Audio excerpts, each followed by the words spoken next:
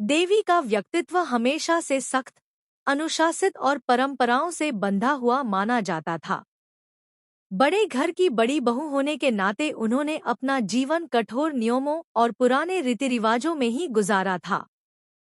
घर की औरतों पर कड़े फैसले लेना, उनकी पढ़ाई लिखाई या बाहर जाने पर रोक लगाना, ये सब बातें मानो उनकी आदत बन चुकी थी। लेकिन इस बार हालात कुछ ऐसे मोड़ लेने वाले थे जो उनकी जिंदगी और सोच दोनों को पूरी तरह बदल देने वाले थे। कहानी की शुरुआत होती है उस दिन से जब दुर्गा देवी अपनी चारों बहुओं के साथ अपने बचपन के दोस्त से मिलने जाती हैं। वही दोस्त जिसके साथ उन्होंने बचपन के अनगिनत दिन हंसी खुशी में बिताए थे। वक्त बदला, हालात बदले, लेकिन उनकी दोस्ती की यादें आज भी उतनी ही ताज़ा थी। उनका यह दोस्त अब एक बहुत बड़ी यूनिवर्सिटी में प्रोफेसर बन चुका था। नाम, इज्जत और शोहरत की ऊंचाइयों पर खड़ा यह इंसान आज भी उतना ही विनम्र और सच्चा था जितना बचपन में हुआ करता था। जैसे ही दुर्गा देवी अपने बहुओं के साथ उसके घर पहुंचती हैं, वहां का माहौल बहुत ही आत्मीय हो जाता है। दुर्गा देवी अपने दोस्त से पुरानी बातें करती हैं और फिर धीरे धीरे अपनी बहुओं का परिचय कराना शुरू करती हैं।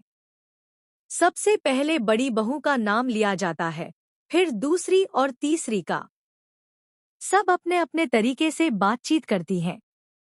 जब बारी आती है छोटी बहू अहाना की, तो माहौल अचानक बदल जाता है। प्रोफेसर साहब मुस्कुराकर पूछते हैं, तो बताइए, आप कितनी पढ़ाई कर चुकी हैं? अहाना हल्की मुस्कान के साथ जवाब देती है, जी, मैंने बीए तक पढ़ाई की है। बस अब कुछ ही दिनों में मेरा फाइनल एग्जाम था। लेकिन इतना कहते ही उसकी आवाज धीमी पड़ जाती है। प्रोफेसर साहब चौंक कर पूछते हैं, लेकिन क्या? आपने वाक्य अधूरा क्यों छोड़ दिया? अहाना की आंखें भर आती हैं। वह हिम्मत जुटाकर कहती है, लेकिन अब शायद मैं वह एग्जाम नहीं दे पाऊंगी। मेरे ससुराल में आगे पढ़ने की इजाजत नहीं है।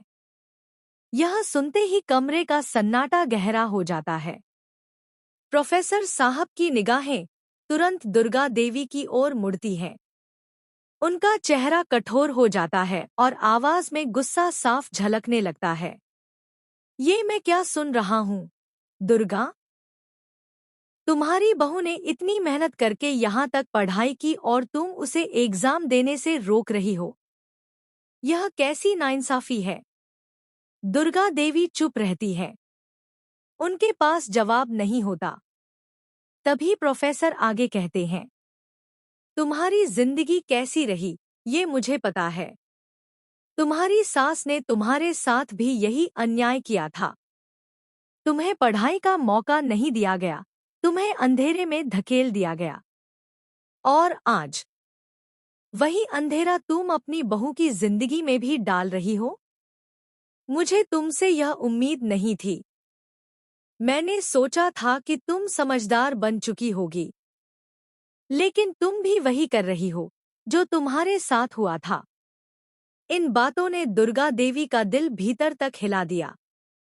वह चाहकर भी कुछ बोल नहीं पाई।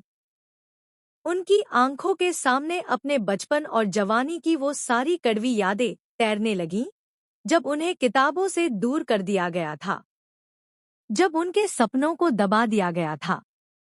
वहां से घर लौटने के बाद दुर्गा देवी काफी देर तक अपने कमरे में अकेली बैठी रहती हैं। उनका मन विचलित है।